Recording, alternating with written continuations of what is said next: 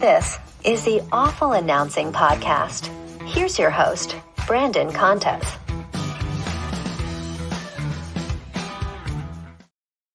Alrighty, welcome to episode 70 of the Awful Announcing Podcast. I'm your host, Brandon Contes, and this week we are joined by ESPN's NBA front office insider, Bobby Marks. Bobby, thanks so much for coming on the podcast today. And before we get rolling, we're recording this Monday, October 14th, so less than a week removed from Hurricane Milton. And I know you live in Florida, Naples, I believe. How are things there? Yeah, I mean, school's back in session for most down here. We were off for the week. Fortunately, we're a little bit more to the southern part of Southwest Florida that got impacted here. So, yeah, we're good. It's funny. I was joking with members of the Cavaliers who were in Sarasota, and even Heat and Sixers who were in the Bahamas. And I was like, Florida is probably not the place you want to be when you want to do training camp. Fortunately for them, they got training camp in Sarasota a week before it had hit, and certainly the Heat and the Sixers escaped in the Bahamas here. So yeah, we're in this weird pattern, until we get closer to probably Halloween, that we're constantly looking at the weather map.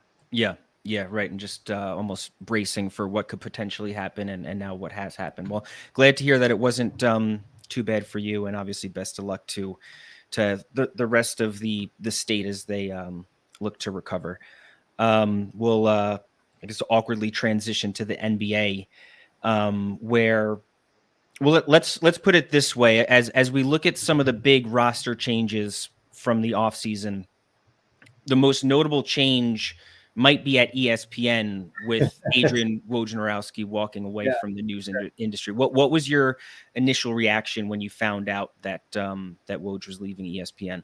I wasn't stunned, just because I've known Woj. Well, I've known Woj since he was working at the Bergen Record and I was working at the Nets. So I've known him for a long time. And then certainly he brought me on at Yahoo when we were at the Vertical, and then when we transitioned over to ESPN in 2017. I wasn't stunned in the fact that we kind of go through it every year, every summer, kind of takes a toll, probably more on Woj than on me, the grind of everything. And I always, he would always joke with me about I'm going to go teach at Bristol Central English, and I would always laugh about it.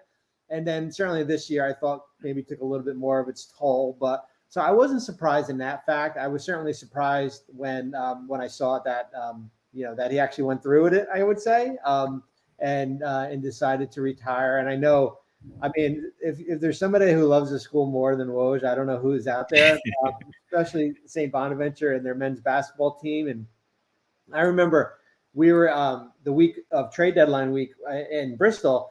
We would have, all TVs lined up, and we would be watching Wednesday's games, and Woj would be watching St. Bonaventure at Dayton, right? He would make sure it was on the screen there so he could watch it. But I know he's going to do great, and I know he loves his alma mater. And so I was, I think probably more the timing, just because we were about 2 weeks before training camp was about to start. So from a timing standpoint, but I would say not surprised, but I guess surprised just based on a mid-September retirement there. Yeah. When did you find out about it? Did you know before the tweet, or you found out the way we all did? No, I found out when probably the rest of the world did, but I wasn't. It wasn't a shock for me, just because of the conversations I've had with him. I had with him before here. It was just a matter of actually going through with it here, and then it was okay. Great. Now we've got to move on, right? Kind of what's the next? The news never stops, I guess. What's the next? How is ESPN going to go about business, and how are we going to cover the news with everything there? How was he to work with? He was awesome. The one thing I think I learned from Woj was how much respect he had, how much respect agents and teams. I just saw his work ethic. I couldn't do it. The breaking news, I dealt with it for 4 days with the Karl Anthony Towns trade, and I was like, oh my God, I aged 10 years with it. But he was just awesome. Just listen, just from protecting his sources. Listen, the goal is certainly to be first, but he wasn't going to be first with burning somebody at the end of the day. I think just the respect that he had within the league, and I learned a ton from him, and whether it be breaking the Kawhi Leonard and Paul George news in 2019. I mean, there's so many different stories that I've spent with him. I remember in 2018, I want to say, this was when Kawhi was still in San Antonio, and Woj knew he was going to be traded. Like, he didn't know where, but he wouldn't leave the hotel. He wouldn't leave Las Vegas to get on a plane until Kawhi got traded. And he's like, if I'm going to stay here until summer league's over, I'm going to do that here. And I think I got traded like on the last day of summer league here. So I just think, for me, just his work ethic, that's something that, I mean, I think people forget, everyone thinks of him as this newsbreaker on how brilliant of a writer he is and and still is. I read when I got married in 2003, I read his book on the Miracle of St. Anthony's. Like, that was on my honeymoon, and how great of a writer he was. And I think that's the biggest thing that I've learned from him is the writing aspect of everything. What was he like at the Bergen Record? When you was he pestering the Nets for scoops? No, he was a general columnist. Like, he was like, if we were not playing well, he was going to kill us. Like, He was a general, certainly similar to what Mike Vaccaro at the Post and Ian O'Connor. Like, back then, it wasn't breaking news. It was about, the impact that Jason Kidd had on the Nets in 2002. The breakup of, the team that went to the finals 2 years in a row. Like, it was like that, whether it be a Thursday column or a Monday column. It wasn't about a break. Things were different back then. In 2002 and 2003. I always teased him about this when I was working with the Nets. We had, and when I started in '95, we didn't have Twitter, and we didn't have, it was like dial up on the computer. And we had a room where it was a computer, and that's where we would go every morning and at night, where we would find out who got waived and who got traded and the signings and stuff. And he was like, man, I would love to have access to that room and stuff. But that's how we found out the news back then. So no, he wasn't in a news breaking role. He was just in that writer role. Yeah. Before social media, there really was not that need for the immediacy of news breaking, having insiders in every sport the way that there is now. You mentioned that it's not a job that you would be interested in doing. I'm curious if you thought that, because there was some talk that Jeff Passan might have switched over from baseball to the NBA. Is that a transition that you think would have been possible for Jeff? I do. I think at the end of the day, it would, yes, because of Jeff's network. And I think we have such a great team here at ESPN that we would have made it as easy as possible for him as far as from a transition standpoint. I think there's the challenge certainly where you're expected to probably hit the ground running a little bit here. We're right about to start the regular season next Tuesday. We have a busy week. The week of the 14th is rookie extensions and roster cuts. I think it would have been a challenge in that aspect here, but I am confident if Jeff was the guy, and certainly Shams is here, and we can talk about him. I've known Shams for a long time. I think Jeff would have been. I think Jeff would have come into the slid into that transition here, but I do think it would have probably taken a little bit of time, just because baseball and basketball are kind of two different animals here.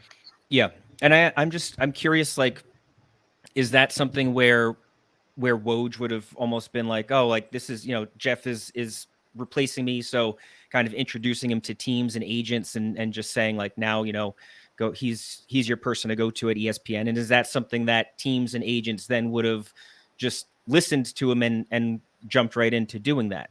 Yeah, I mean, that's the great unknown here, right? As far as kind of what would have happened if we went with that transition here. How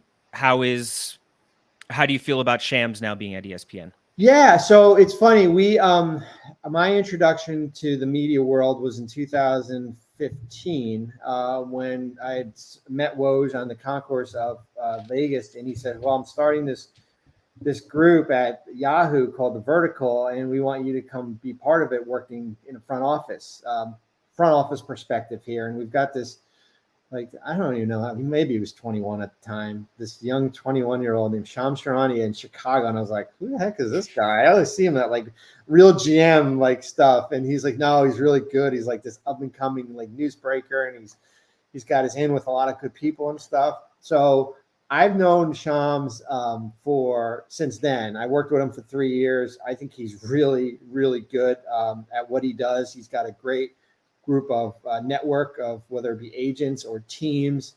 So it wasn't, he's been on board for over probably just a week now. So for me, the transition was easy. It was just kind of like going, all right, it's like back to 2016, right? Yeah.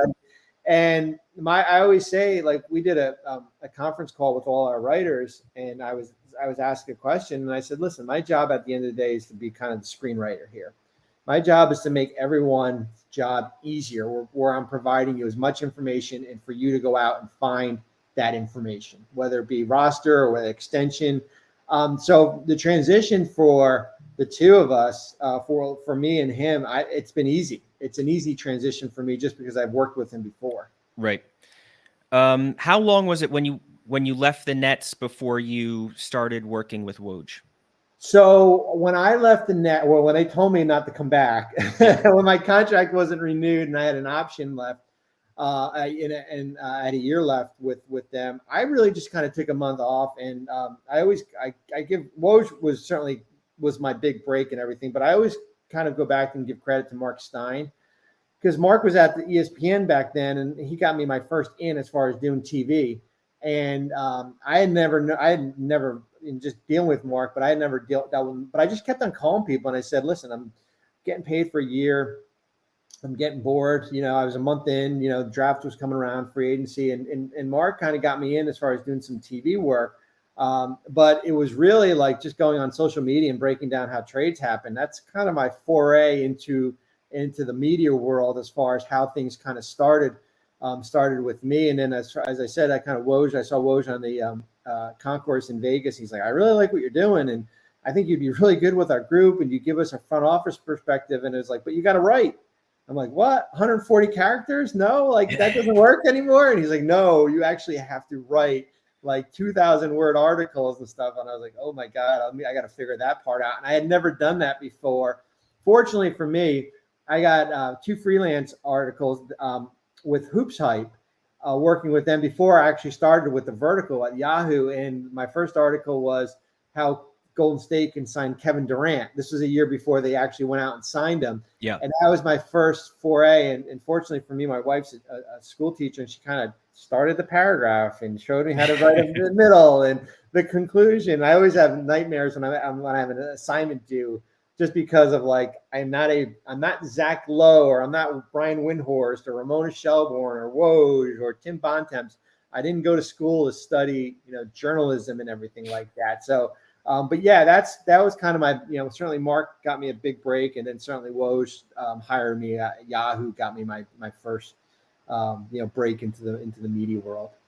And then Woj brought you to ESPN with him? Yeah. So we, it was funny. Like when we were at Yahoo, it was like this band of like 8 of us, versus the 40 at ESPN, right? Like it was like this band and we were doing streaming on yahoo.com, and we were doing draft shows and the free agency shows, and we basically could put out content. And John Kozner, who was at ESPN at the time, approached there was a group of us, and he's like, "We really want you guys. Like, we want the group to come." And some of us could come because of our ESPN. Yahoo allowed us out of our contract. Some of us had to stay and everything. But yeah, that's kind of that's the break as far as the transition from Yahoo to ESPN. So then that year where you were getting paid from the Nets and starting to do some media work. Yeah. At what point did you look at it like, oh, like this could be the next phase of my career, as opposed to just like, I'm just doing this in the interim? Yeah. Like I went out and interviewed in Sacramento. They had an assistant GM job in March March of 2016. So I was really only 3 months into working with Yahoo. And I remember being on a plane ride coming home, and I was thinking, like, if I'm going to do it, I'm going to go back into media. This is going to be the opportunity to do it. But if I'm not, like, I really want to see where this media thing leads me. And it didn't work out. And then once I was probably more away from the NBA world, and I was sleeping better at night, and my kids were younger, and I got to spend time with them, and I had flexibility with my schedule here, I was like, this is like the best of both worlds. Like, I can network with all 30 teams. I have a relationship with agents. I can, I'm getting a paycheck at home. I'm living at home. I don't have to be on the road as much here. I think this is something that I want to pursue. And so I've never really searched out the team role. I've always said, like, I want to see my kids get through high school, right? I've one a freshman in college. I have one who's a sophomore in high school.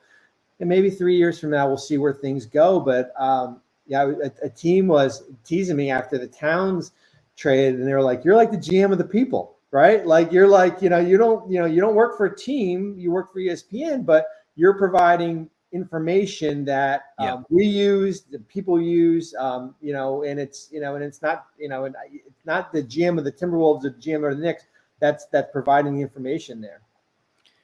So now go back to before you get to the Nets. Was working in a front office, like, was that something that you were interested in when you were younger? I feel like that wasn't necessarily in the early 90s like a dream job for kids the way it might be now.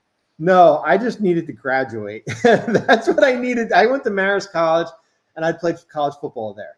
And I wasn't the greatest student, and I really slacked off my first 2 years. And then finally, like, it got to a point where, like, my parents were like, "We're not going to pay for you to go to Marist College, for you to be on, like, academic probation anymore." And the light went on. And by the time the light went on in my junior year, I was so far behind that I was playing catch up. And I was, taking winter classes and summer classes, and I was 6 credits behind to graduate. And I wound up getting an internship at the New Jersey Nets. I wound up interviewing in right before Thanksgiving in '94. Ironically, and this is the thing I always tell young people, is about networking and meeting people. The person who got me my interview was Scott O'Neal. Scott O'Neal at the time was selling tickets in a bullpen, they call it, where he was cold calling people. And Scott O'Neal eventually wound up going on to become the president of the Sixers and Devils, and now he's in charge of Legoland, and he's gone on to do great things. But that's how I got my in at the Nets, was doing an internship, working in PR. And then when they couldn't kick me out and I couldn't get hired, I stayed on again. And then Willis Reed offered me a job making $18,000 a year working basketball ops in January '96, and that was kind of my big break as far as working with the team. What was your degree? What was your goal when you went to college? Did you have I wanted to work in law enforcement, but I was too lazy to walk across campus and change my major one day. So I was like, you know what? We're just going to stay with this communication thing here. And as I said, like, the goal was really just to graduate and kind of figure it out what's next. And fortunately for me, I got the opportunity of doing the internship. I got the opportunity of working as a basketball ops assistant, and then a basketball ops coordinator, and then director of basketball ops, and then vice president of basketball ops, and assistant GM. So I worked for John Calipari and Willis Reed and Rod Thorne, who drafted Michael Jordan, and Billy King, and numerous head coaches, including Lawrence Frank, who's in charge of the Clippers now here. So that was kind of I didn't really know what my goal was going to be. Yeah. And so I kind of got to the Nets and kind of navigated through that. What was your role under John Calipari? What were you doing in the front office? Everything. It was like basically like survival. Here's the thing. When I was at Marist, I wasn't a manager of a basketball team. And when I worked for Cal for the 3 years, it was a do-all. It was like his personal assistant. It was picking him up at the airport at, I don't even know, midnight when he was coming back from Pittsburgh. It was going out to the Jets practice facility when he locked his keys in his car on a Sunday afternoon, and Bill Parcells, who was the coach at the time, looking at me and says, like, "Why are you doing this?" And I was like, "Do I have any other choice but to come out here and get his car keys and drive his car home?" It was basically everything and anything. I learned a ton from Cal working for him in that 3 year period. So then at what point do you go from, like, were you interested in the salary cap stuff at that point, or how do you go from getting Calipari's car from the Jets practice to being the capologist? 2000, when we hired Rod Thorne, we were Okay. outsourcing everything. We had a legal team that was doing everything, but they weren't internal. They were the ones drawing up contracts. Rod came in and he's like, we didn't have anybody. So basically, I didn't have a law degree. I basically kind of took it on myself to learn how the cap worked, how to draw up contracts, how trades work. And that's kind of how my big start was back in, 24 years ago, as far as learning how the nuances of the CBA work. Was that typical at that time, or did most teams have an internal team of lawyers that were drawing up contracts and somebody that was paying attention to the cap? I think if it's nowadays, that's not the way to do it. That's not how it goes. I mean, nowadays you have 4 people who are like strategy, and you have lawyers who do it. I think it was how things worked in the 90s and even 2000 was more of kind of mom and pop organization here, where it was like, whether if you were an intern and if you got started that way, you basically kind of learned it internally. Some teams certainly had lawyers, but I think for us, we were so small. I mean, back then we had 15 people in our department. Now you have 80, right? Yeah. So it was basically, and I always tell people it was a lot, I don't want to say easier, but it was more accessible to break into sports back then because there was more opportunities for you to do so. So who was then, like, looking at all the numbers for the Nets? I'm trying to think the Sam Cassell, Jimmy Jackson, Sean Bradley trade, like that was under Calipari. So like, who's making sure? Is that just something that you're picking players and then sending it to the league and they say yes or no, or you have someone that's actually looking at all those numbers? Listen, we didn't have the salary cap wasn't as complex in '97. I think that was when we made the trade, and Sean Bradley was part of that. And we didn't have the apron. We didn't have the first apron. We didn't have the second apron. It wasn't as complex. It was kind of like a group of us trying to figure out what the numbers and how the numbers worked. And that, that was a complex trade just because there were so many different moving parts here. So it wasn't as it is right now, where in 2024 and the Knicks and the Timberwolves are making a trade and you're worrying about the second apron and you're trying to make sure you're not taking back more money and you're trying to find a third team in Charlotte where you could send back more money and you have a team of 9 people who are working on this one trade. That's not how it was in 96 as far as how we went about doing business. What happened with Calipari? Because he makes the playoffs in his second year, gets swept by the Bulls, no shame there. But like, it seemed at that point that the team was heading in the right direction, and then what was it, 20 games into his third season, he gets fired? Lockout. That's what happened. We had the lockout of 98 that went into right until January, turns into a 50-game season. We had a little bit of a splintered locker room at the time too. We had a lot of veterans. We had Jason Williams, we had Kendall Gill, and then we had certainly Sam, as you mentioned, Cassell. And then we had a group of young players in Kerry Kittles and and Keith Van Horn.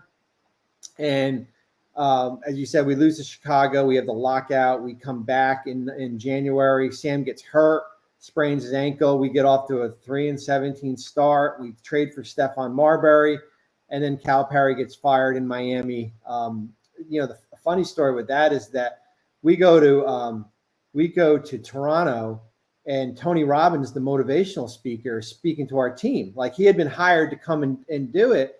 And he opens up his talk and he's like, guys, I'm really sorry your coach got fired. And everyone's looking at each other like, what?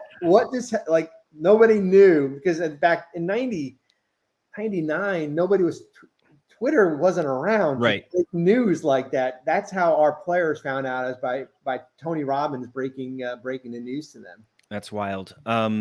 Did Calipari have a personality that could work in the NBA? Like, do you think he could come back now and be a successful NBA head coach? And are you maybe surprised that he never did try again? I'm surprised he never has, because I know, at least talking with him after that, and at least talking with him in the prior years, that's something that always bothered him. Yeah. That he didn't leave on his terms. that he was fired, and that certainly probably the same you could probably say about Rick Pitino in Boston, how it ended with Rick there, and that was a big trend as far as college coaches coming into the NBA. And I think where Cal's personality is, certainly there was a pipeline, whether it be at Memphis and at Kentucky, and I'm sure there'll be another pipeline at Arkansas, of him with his relationships with players. I think he's mellowed to a point where I do think him coming, if he ever wanted to do it and come back to the NBA, same with Rick Pitino. I think it could. I think things have certainly changed a lot than when he was here in New Jersey in 96 and 97. And then Rod Thorne comes in a couple of years later. What were those first couple of years like? You make the Marbury for Kidd trade, kind of come out of nowhere to make the finals in back-to-back years. What was that experience like? Well, it's funny, back then in 2001, that was during the Yankee Nets era, where it was kind of the merger with Yankees, Nets, and Devils. That trade, the Kidd trade, almost doesn't happen. And it only really happens because Rod really pushed it through. And then Lou Lamoriello, who's now the longtime NHL exec and oversaw everything, went to ownership and said this trade could turn this organization around. And Marbury was so much younger at the time, and the ownership group then didn't want to do it. And we wind up doing it, and that happens. And then we make the Richard Jefferson trade, the draft night trade, and get him, Jason Collins, and Brian Scalabrine. And we already had Kenyon and Kerry Kittles. Kerry was healthy finally. And we had 6 years of going to the playoffs in a row, 2 years of the finals. And Jason certainly, changed the dynamic. And then we had a different team when Vince came. We made the Vince trade in 2004. Vince eventually goes into the Hall of Fame, and he basically, as I said, breathed life into that organization. Then certainly it transitioned to, Mikhail Prokhorov coming in 2010. When the Nets let Kenyon Martin go, the sign and trade with Denver, I think Kidd was having knee surgery that offseason as well. Well, the funny thing, Jason hurt his knee in the first game of the 03-04 year in Detroit. Oh, really? He wound up getting microfracture surgery, which was like the hot thing back then. Yeah. He basically played with a torn ACL the whole year, which is one of the more remarkable things I've ever seen. Yeah, that's crazy. So at that point, is the front office desperate to get another star, or was the plan to do a bit of a rebuild until Vince Carter became available? And did that change things? Like when you get rid of Kenyon Martin, because you're coming off of back-to-back finals appearances, then you have that 7-game series against the Pistons. Yeah. So it's not like the team went into a tailspin or anything, but now you have these big roster changes. Yeah. I mean, there was a lot of things that went on. We were in the process of being sold. I remember I always tell the story, and it was not funny then, but back in 2004, there was a process of being sold, and Bruce Ratner was one of the people buying the team, and he was also with a group of investment bankers, a Wall Street firm. I won't mention who it was. And I remember going to the meeting and then basically looking at a roster and saying, like, well, the numbers say that Kenyon Martin doesn't fit here. And we walked out of that meeting,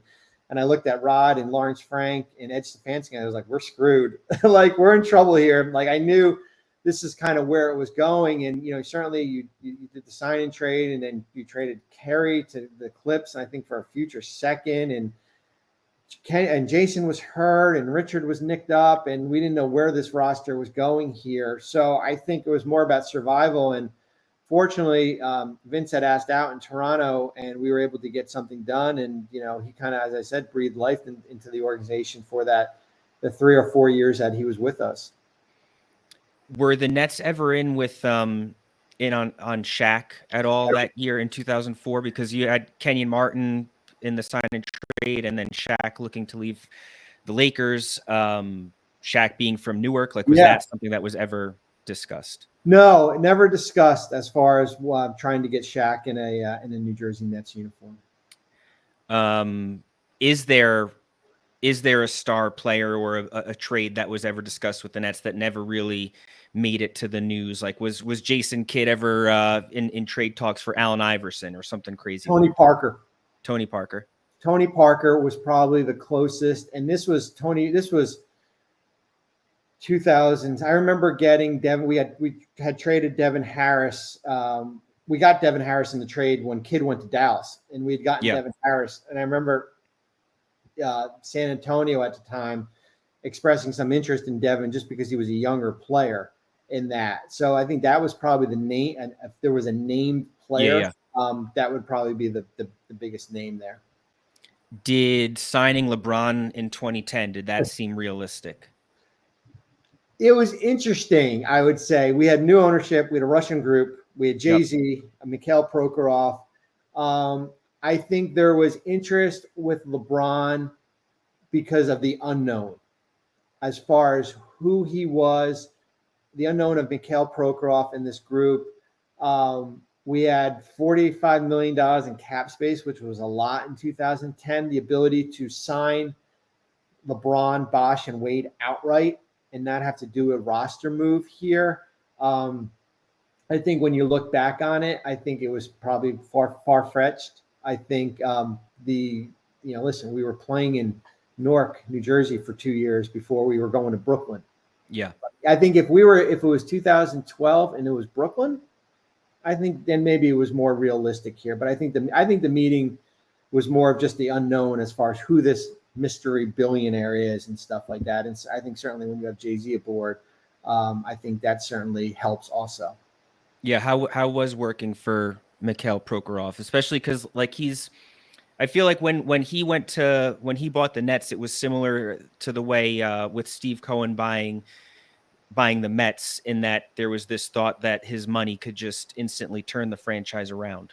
Yeah, I think the biggest thing was, we work with the CBA is complex. There's a set of rules. It doesn't matter if you're, same with Steve Ballmer with the Clippers. Right. You could be the fifth wealthiest man in the world, but you're going to let Paul George sign in with the Sixers because you're the second apron, right? Yeah. As far as there's a complex set of rules here. So I think that was probably the hardest transition with them as far as the rules, how it impacts you, certainly short-term, long-term, luxury tax implications, roster building here. I think that was the biggest challenge as far as not the inability to, it's a little bit different in maybe baseball, where the inability to go out and get a star and pay, we work certainly within a salary cap there. I know Cohen did this with the Mets. Am I remembering it correctly that Prokhorov made the 5-year championship guarantee as well? I think he said that he was going to get married. Yeah, I think he did. Listen, the 2000 is that something that bothered the front office? Like if an owner makes that type of guarantee? I don't think so. I think the biggest challenge was it was kind of a perfect storm going into Brooklyn and trying to have a ready-made team to try to compete for a championship. And certainly you had the team in Miami with LeBron there and Bosh and Wade, and then certainly San Antonio was really good at the time, and Indiana at the time was pretty good here. I think the biggest mistake certainly was, I think the people in Brooklyn would have embraced a young up-and-coming team, similar to probably what Oklahoma City was maybe 2 years ago and currently is, where you just build through the draft. And if you get to Brooklyn and you're 35 and 47, so be it. But if you get to 48 wins the following year and in 55 years and you have these 7 or 8 players that you have on that you drafted and that the borough can build with, I think that would have probably been the more logical approach, looking back, 10 years ago, when everything happened. Yeah.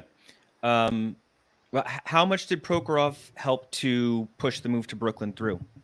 Oh, I think he was the lifesaver of all, just because it was, as I said, it was kind of the perfect storm. The economic collapse in the late 2000s with the market, how everything, Brooklyn, when Bruce Ratner bought the team in 2004, I think, the goal was to be in Brooklyn in like 2007, 2008. And then we had the financial crisis here. And then Prokhorov comes in and basically gives that group a lifeline here. I don't think Brooklyn happens without Mikhail Prokhorov. I really do, just because of him coming in and basically kind of infusing that ownership group with the money that was needed to get to Brooklyn to build that arena.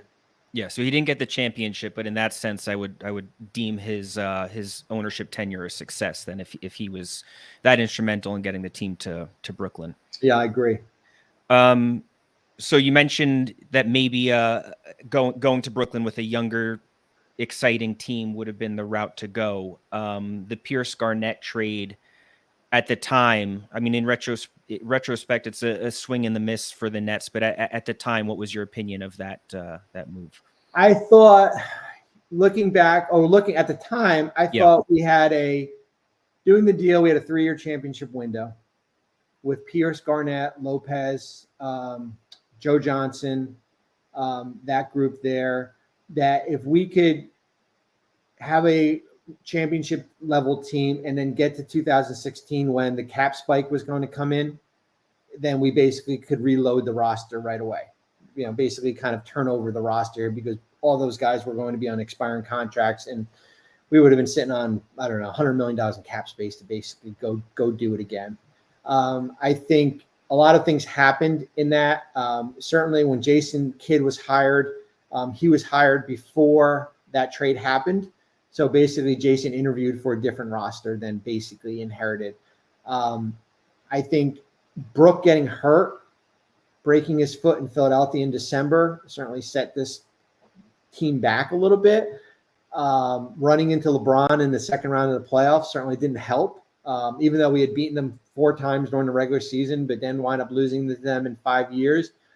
Having a luxury tax bill, I think we were the only team then that had $200 million in salary and luxury tax, which nowadays is not bad at all. Back in 2013-14 was a lot. And then I think when you look at it from an ownership standpoint, it's like, okay, can we spend less than that and still put a competitive team on the floor? And, you decided not to bring back Pierce, and then you traded Garnett for Thaddeus Young, and you still had Darren Williams, and you still had Joe Johnson.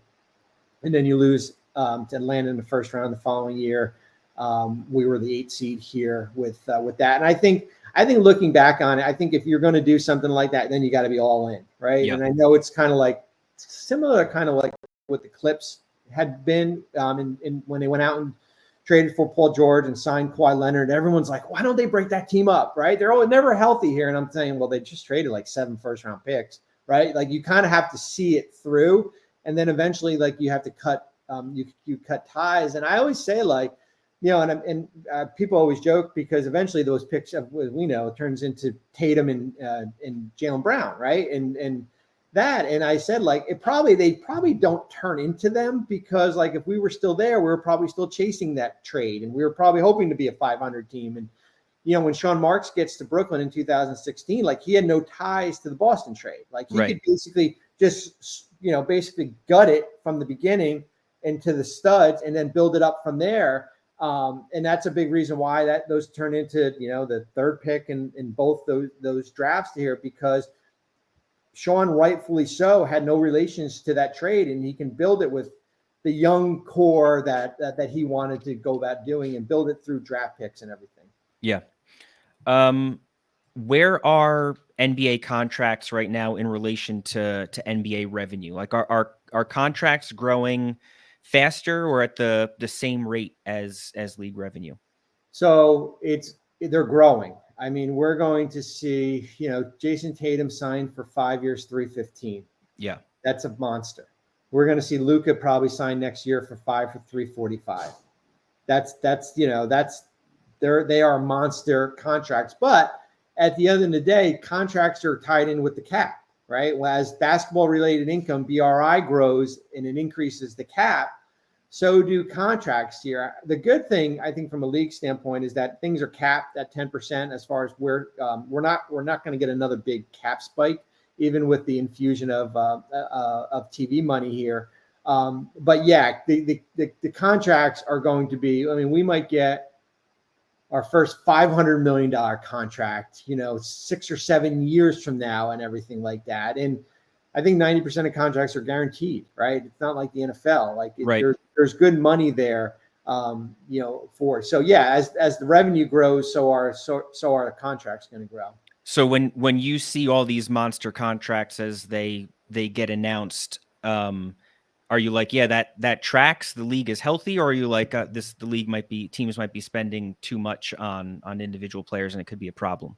I think it's healthy. I always try to remind people, remember, it's still 25% of the cap, right? Yeah. It's the same number that Allen Iverson signed for on his rookie extension, but from a certainly more going into your bank account, it's still 25% of the cap. I think how the rules are set up now, where you are penalized for how much you spend if you're going into the second apron, and there's restrictions on how you build.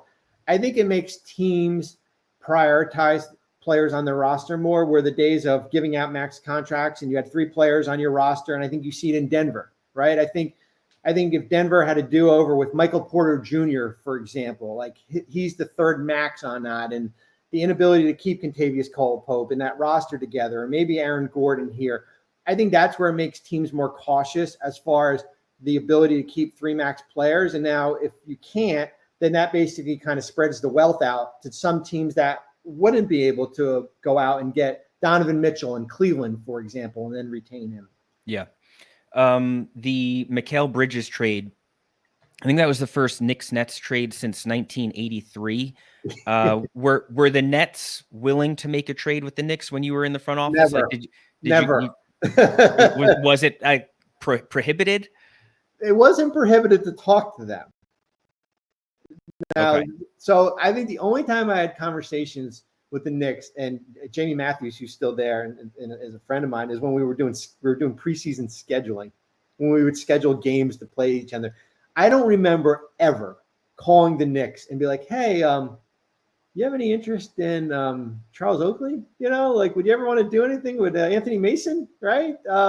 No, we never had. It was amazing. We never, in my 20 years there, we never had conversations when it came to trades and different dialogue between the two of us. Was there ever a time that a general manager or somebody in the front office said, "Oh, call about this player," and you were like, "Are you really? You want me to call? You think that this player might be available?" As far as the Knicks, no, anyone.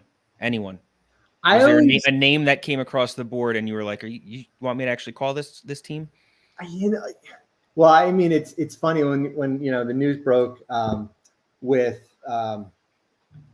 I guess who was it the trade deadline that the Golden State was interested in LeBron, right? Yeah. And I was like, man, how do you go about doing that, right? You just pick up the phone and be like, hey, would you guys be any interested in trading for LeBron? And we would always joke. I remember when David Griffin was in Cleveland, and I think they had fired David Blatt, and we would sit in our meetings and I said, Billy, call Griff and see if LeBron's available. And he's like, I can't do that. Come on. We would always just joke about things like that. What do you think changed with the Knicks and Nets that they were willing to make this trade? I mean, especially with the Nets coming off, that just so recently the championship aspirations with Durant and Kyrie, and then now here they are potentially giving a player to the Knicks that is giving the Knicks championship aspirations. I just think both teams are on a different path right now as far as where they see themselves. I think Brooklyn is rebuilding. The Knicks are going for it all. I think where New York or Brooklyn is, certainly, I think that the James Harden trade, when you lost those draft picks there, to be able to recoup those back from Houston, allowed them to go out and do that trade. Yeah. I think that's the big reason why. And I think it's, after post KD, post Kyrie, post Harden, basically Brooklyn's treading water, right? What are you? You're just kind of hanging on to be like that 8th seed, maybe a play-in team. And I just think by Houston trading them, getting their picks back in 25 and 26 opened up the window for both teams to have that conversation where you can engage in a Mikal Bridges type trade. What do you think of the Knicks moves this offseason and the Karl Anthony Towns trade coming just days before training camp? Listen, if they're healthy, they can compete with Boston. I think their starting lineup. I went on national TV 2 weeks ago. Celtic fans hate me for saying it. I think they do have on paper probably the best starting five. That doesn't mean they're the best team in the East or the NBA here. I think the biggest thing will be depth, of course, is probably a little bit of a concern for me. As far as the kind of thin, their flexibility to add is limited here. I think it's going to be interesting because there are a couple players on that roster that do have some durability issues with OG and Anunoby and Towns, certainly in the past here. I do think, I think they can compete with Boston. I think there's less separation in the Eastern Conference this year than there was a year ago. I think whether it be New York or Philly or Cleveland or Orlando or Indiana or Miami, any of these teams we can talk about, I think they're closer to Boston than where we were a year ago. Will Steph Curry or LeBron James ever compete for a championship again, whether with their current teams or elsewhere? I don't see it as is. I don't see where Curry is with Golden State and where LeBron is with the Lakers. I just think that the Western Conference is too good. The only way I could see it is them teaming up. I don't know. Yeah. I don't know if we're ready to go there yet, but I just think where Denver is, and I think Minnesota is, and where Dallas is, and OKC. I mean, OKC is going to be there forever, for a while at least. New Orleans, certainly some of these other teams. I think that is. I think it's going to be really. I think I think everything has to line up perfectly for these teams to compete for a championship. What do you think Bronny James' future in the NBA is? I think I would expect Bronny to be with South Bay with the G League team when their training camp opens sometime in late October, early November here. I think there's a role for him. I think he could maybe see some spot minutes here. I think offensively he probably has to get better. Certainly shooting the ball. I think he's a competitor. I think defensively he could be really, really good here. But I do think if he wants to evolve offensively, it's probably going to be in the G League. Did you have any issues with the Lakers drafting him? I didn't, just because I got to know Bronny because one of the things I do during the month of May is work with agents as far as helping their clients with their draft prep when they're doing their team interviews. And Bronny was a client. Like, I worked with Bronny. I thought he was awesome. Like, I was like, this kid gets it, man. Like, he knows who his dad is. He knows people are basically out, not out to get him, but are, doubting him. I think he can compete. I didn't have an issue with it. I really didn't. It was the 55th pick in the draft. He was recruited pretty heavily out of high school. He goes to SC. I didn't have an issue. I didn't have an issue with the contract. The contract is a second round pick exception. It's the norm. The last year is not guaranteed, and it's the team. I get it. Like, I understand that the process of where we are right now. Yeah. And I think to his credit also, for all the people complaining about nepotism and stuff like that with Bronny, just the fact that he does not need to be putting himself through this. Like, he did not need to put in the amount of work that it requires to get to this point. And he does not need to be fighting for a job in the NBA. Like, he comes from a family of wealth. Like, I mean, I'm sure there are a lot of kids in that type of situation that would be a lot lazier than he is. So, like, he definitely deserves credit for that. No, I agree. I think the only thing, if I would critique anything for the development, getting out of the spotlight, it would have been great to be him in Toronto. Right. Like, just kind of like, because the one thing, and he said it publicly, is like, on my own self, right? I don't want to be known as LeBron James' son, right? Like, but when you get drafted by them, you're always going to be considered that. But for, like, that would have been the only thing, like, I would have loved to see him be kind of on his own island where he doesn't have to worry about the Laker. When are you going to be playing with your dad? Is it going to be the Minnesota game? Like, that's the constant questions that, they're going to get there.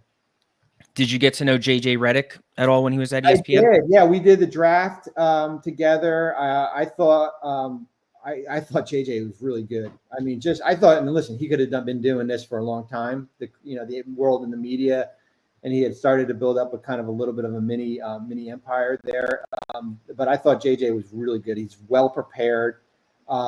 I think the interesting thing with JJ, just watching, and certainly talking with Dave McMenamin, is like, if you're going to ask JJ questions, like, it better not be like a fluff question. Like, you better be ready to like know what you're asking him, because he's going to come right back at you, right? Like, if he's going to say, if you're talking about a player's minutes, and I think they was talking about Rui Hachimura, and he was like, well, like, what do you mean about Rui? Like, he's not going to let kind of things slide here. I think he'll do really well.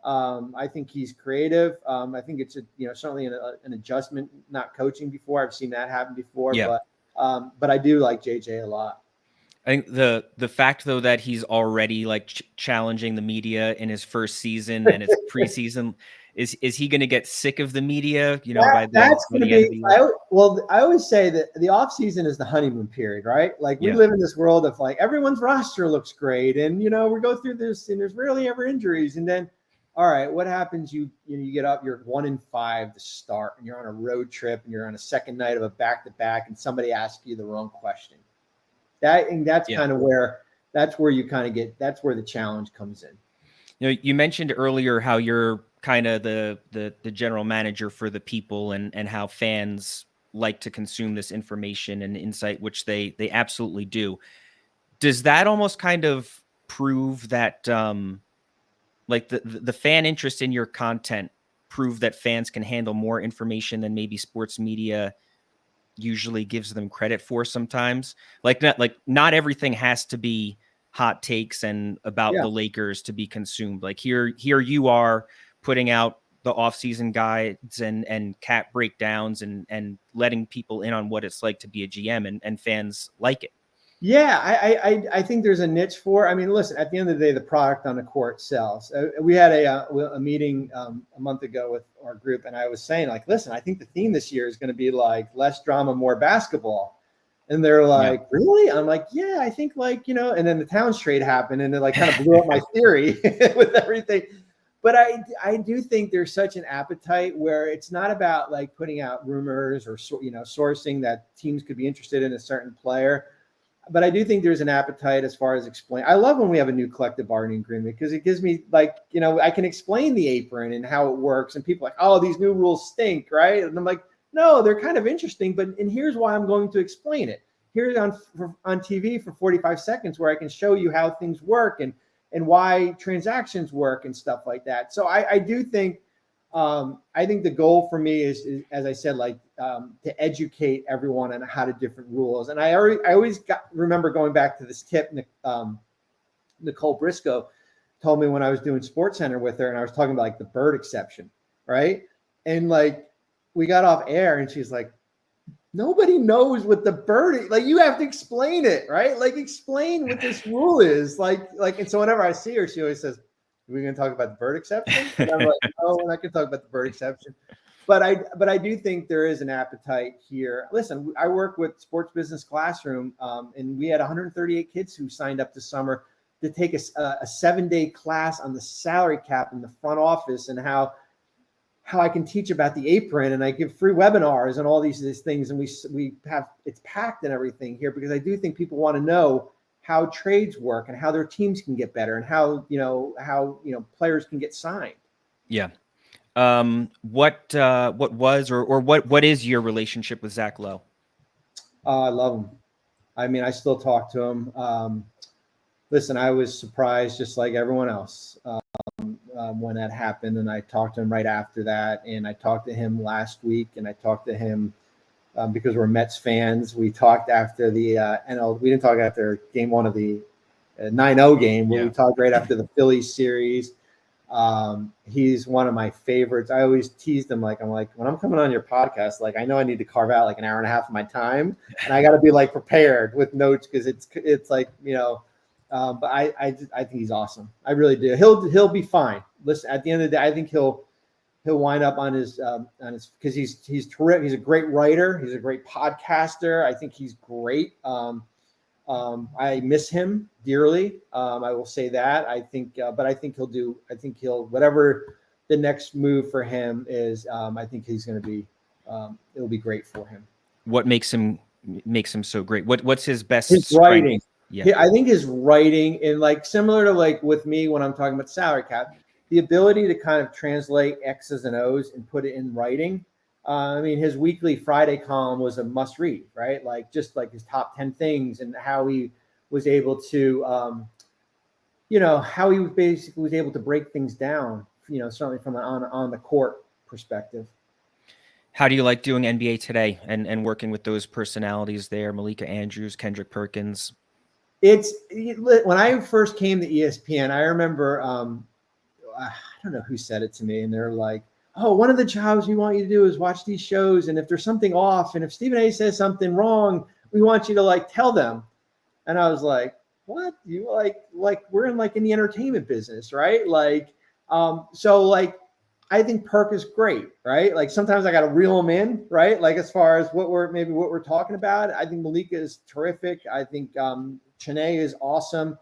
I think we have a really good group as far as telling the news. I think I have a specialty where I can maybe help them learn things that maybe someone else isn't going to come in, and they can do vice versa here. But I do think we have Hillary Guy, who produces this show, NBA Today, is awesome. I think we have a really good group as far as people are diverse as far as kind of their specialty. Did you ever have to go tap Stephen A on the shoulder and tell him something was wrong, or was there a third party? The only time I got mad at Stephen A was we were doing these rankings, these 25 under 25 rankings, and there's a group of us. And I think we had somebody like LaMelo Ball was like high, like number 2. And I remember this, he went on TV and he was like, whoever did these rankings needs to be drug tested and taken, and their ID needs to be taken out of off their hands and taken out of by security out of ESPN studios. And I was so pissed. I was like, who is like, and I think it might have been my first year at ESPN. And I was like, who is like, I was like all this, and like, you got to relax. I was like, who is this guy? Who is it? Like to say that and stuff like that. So that was and then 3 years later, I can laugh about it. Right. That was like one time I got all like, and I was like, and then I look back on him like, you idiot. Like, you don't need, like, who cares? Right. Like that's him. That's right. Kind of who he is. Right. Yeah. He looks for those things to pick apart. Did you have a conversation with him about it at the time, or you just kind of said it to yourself that you? No, I just said it to myself. I'm like, I'm not going down that road. All right, Bobby, you were great. Thank you so much for coming on the podcast today. I really appreciate it. No, I appreciate it. Thanks for having me. Yep, that is Bobby Marks. I'm Brandon Contes. This is the Awful Announcing Podcast. Please rate and subscribe to this podcast. Please also subscribe to Awful Announcing's YouTube page. But regardless of how you consume Awful Announcing and the Awful Announcing Podcast, thanks for listening and be good. Thanks for listening to the Awful Announcing Podcast. For the latest news spanning the sports media landscape and more, check out awfulannouncing.com and follow us at Awful Announcing.